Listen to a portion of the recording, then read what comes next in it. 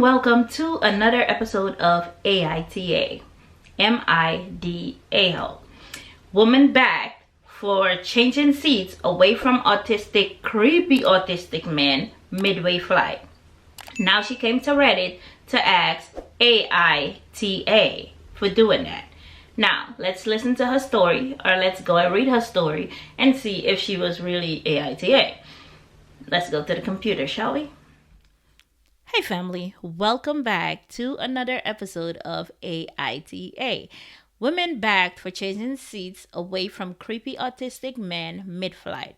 This is from Newsweek.com, and I'll put a link below in the description. So let's get to the story. A female plane passenger was reportedly so annoyed by a fellow male traveler with autism that she changed seats mid-flight. The female said she's 19 and goes by the Reddit username uGroupProjectShare.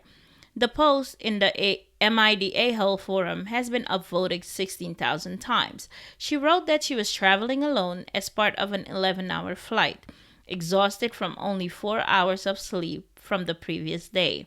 A man estimated to be in his 20s was sitting in the same row as her. After intending to catch some shut-eye, the woman was interrupted by the man, who repeatedly attempted to make conversation. He reportedly began by telling her he was autistic prior to delving into topics like K-pop. He keeps non-stop talking and rarely gives me a chance to speak. Not that I wanted to, she wrote. I try to be polite because I have ADHD and I understand how social cues are difficult, so he probably can't tell I'm not in the mood. She said she told him 5 times over the course of 20 minutes that she wanted to sleep, even putting on her headphones to signal her lack of participation in the conversation. However, after about 2 minutes of silence each time, the man continued to engage. A 4-hour nap was followed by more conversations she didn't indulge in. She said she was exhausted and dealing with personal issues that occurred the day before her flight, so she just wanted to watch programming on her phone. I tell him maybe 5 separate times that I'm trying to watch a show and that I'm not interested in talking to him right now, but maybe later, she said. He still keeps trying to talk to me, and when I snap a bit and tell him I'm getting a bit annoyed, he goes into a full and self-hating, I'm so sorry, I'm horrible, God, I'm just gonna shut up now rant. I feel bad because I should have been nicer to him, and I can understand emotions being too strong and spiraling. Honey, I can already tell. You shouldn't feel bad. I think you have told him every which way possible that you're not interested. Yes, I get the social cue comment, but then you said it. You didn't only give cues. You also said it that you're not interested in having a conversation, and he just kept going on. So I don't think you did anything wrong. But let's continue. But that wasn't the end of it. Oh, there's more? After she put on her headphones again, due to what she called a lack of energy at that juncture, he reportedly stood up in the aisle and yelled at her something along the lines of, "Why can't women believe not all men are bad? Some men are on your side. I'm a nice guy. Why are you ignoring me?" Oh.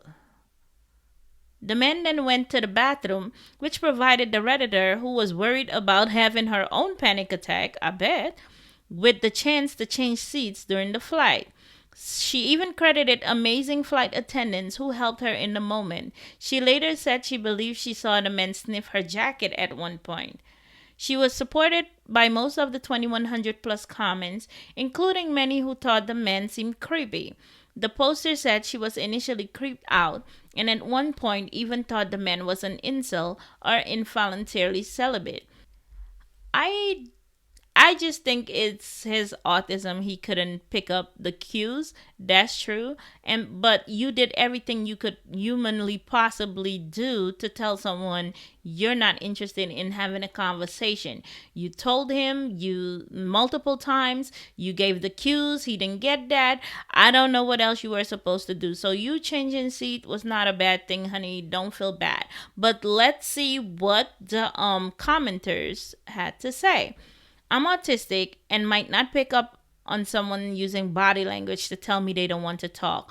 one Redditor commented. But original poster flat out saying she didn't want to talk is where the autism excuse ends. After that, it's all incel. Yeah, I agree. You felt like you had to apologize for having the very reasonable desire of being left alone.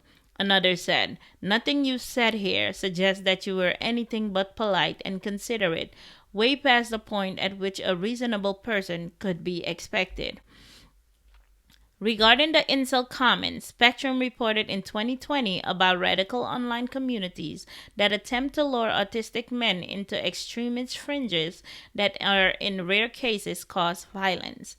Earlier this year, the U.S. Secret Service released a report regarding a growing threat of violence towards women from men who call themselves incels.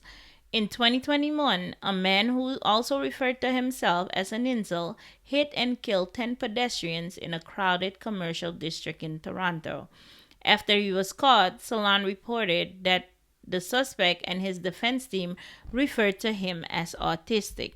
The Center for Disease Control and Prevention have estimated that 5,437,988,000 U.S. adults, or about 2.2% of the adult population, have autism spectrum disorder.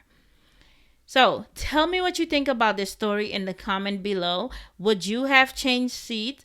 I would, and I have a son with autism, and I understand that they don't understand cues, but if I tell you that I don't want to and you get upset, you're having a meltdown, that'll make me more stressed out. And I know she feels sorry. She thought she did something wrong, but you didn't. You wanted your time. You paid to just sit there and in peace and quiet. So you did everything the right way. I don't think you have anything to be sorry about. And I personally think you are not the a-hole. Let me know what you think about this story in the comment, if you think this person is the a-hole and how you would have handled this situation. All right, I'll catch you in the next video. Bye.